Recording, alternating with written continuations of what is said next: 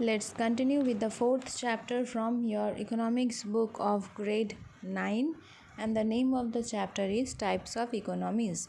And today we are going to start with mixed economy. Already we have came across what is the meaning of capitalist form of economy and socialist form of economy, and today we are going to understand a mixed economy, where we are going to find that in this type of economy, which is neither capitalist nor socialist in nature, it is called mixed economy. So we can say mixed economy is a binding or a mixture of capitalist and socialist type of economic system. An economy where the free market mechanism and economic planning coexist is defined as economic or mixed economy. So what are the main characteristics? Partial restriction on individual liberty. The advocates of this system say that it is undemocratic to interfere in customer sovereignty, freedom of enterprise, and right to property.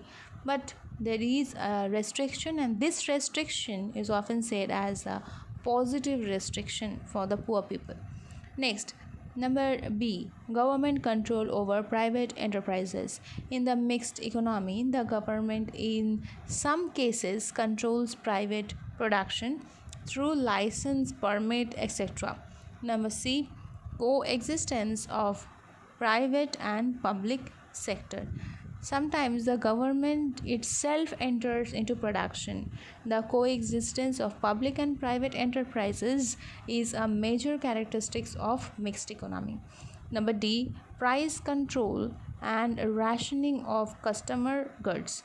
So if the price of a commodity in the open market is too high, the government imposes a price ceiling. Price ceiling means the maximum rate, okay, in which the seller can sell its product. That is a maximum highest price, that is called price ceiling, and supplies the commodity in limited quantities at reasonable price through ration shops to the consumers. This is called rationing.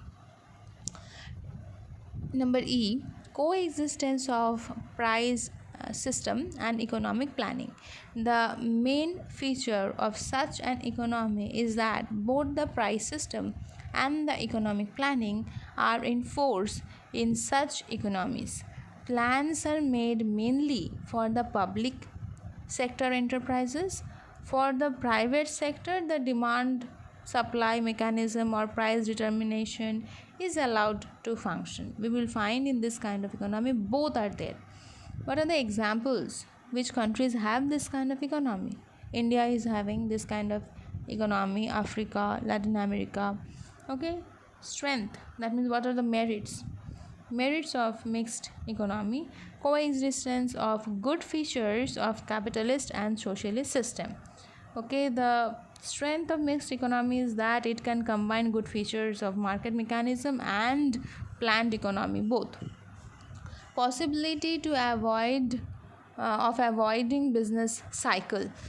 So we can possibly avoid the business cycle, that is inflation, deflation, pressures. This can get avoided because in a mixed economy, therefore the problem of business economy is much less acute than in a market economy. So we will find that inflation and deflation is having less effect. Okay, reduce incident of exploitation on the workers. Above all, social control all on the virtual sectors of the economy significantly reduces the degree of exploitation faced by the working class. Next is suits the growth requirement of less developed countries. So we can say that suppose wherever the government is lacking to perform, there the private sectors are taking over, and wherever the private sectors are not investing due to lack of return or thinking of less return, there the government is taking over. So overall we can see that wherever the government is lagging behind, the private ownerships is coming forward to take the charge, and wherever the private sector is not interested because of the return, the government is taking the charge. So overall we can say that there is a development of the nation. What is the weakness? That is the, we can say, demerits. Okay, suffers from the ill effect of socialistic system. The main weakness is that in trying to get the benefits of both the economic market system and centralized planning is often based both, often loses both. Okay, in order to get both, often we will find that it is not having both only. So centralized planned often curtains individual freedom. Okay, number B is suffers from the bad impact of capitalist system. Again, we can say that since a sizable portion of the economy is left in private hands, it is not possible to avoid the ill effect of the market economy. Exploitation of workers in private sector.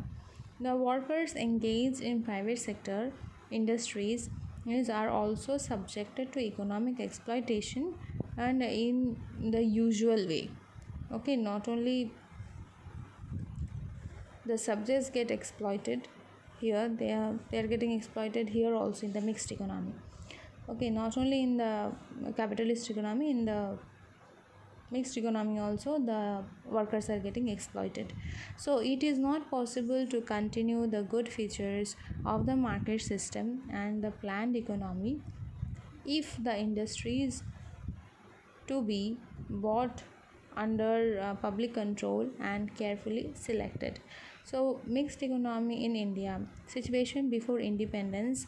We have a mixed economy in the country. Before independence the situation was different. Okay, the Britishers had no interest in playing an active role in the country's development. So the production process was largely left over in the hands of the private producers. But after independence, however, the situation changed dramatically. The government elected by the people, of the people of India, we can say, points out that if the country has to develop economically, the government must be more active. It was noticed that in many sectors the production of private producers were unwilling to invest their resources because there the returns of investment on these limits. Okay, so we can say that the government therefore came forward to set up the production units under the public sector. So before independence the Britishers took over and they were thinking about their benefit and did not do any kind of economical development work in the country. But later on, after independence, we are finding that there were private sector people, but they were not ready to invest because of the less return. Okay, so then the government came forward and started investing in the public sector for development of the nation. Okay, so later on we will find what is the recent trend. In the recent trend, that is after 1991, we will find the trend is towards privatization. Okay, the trend is moving towards privatization where the government is willing to sell the ownership to the private enterprises. So India capitalists have since attained some maturity.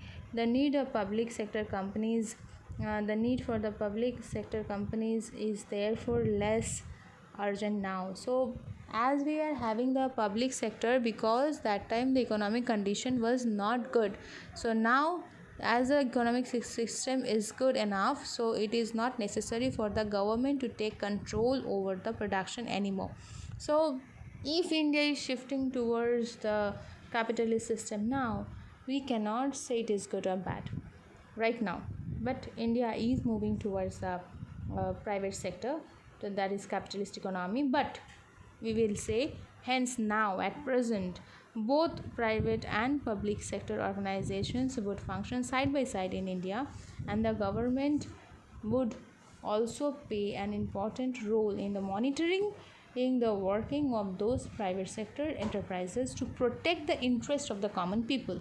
Though the government is leaving the production in the hands of some private company, but it is maintaining a resting in a control so that the poor people doesn't get exploited.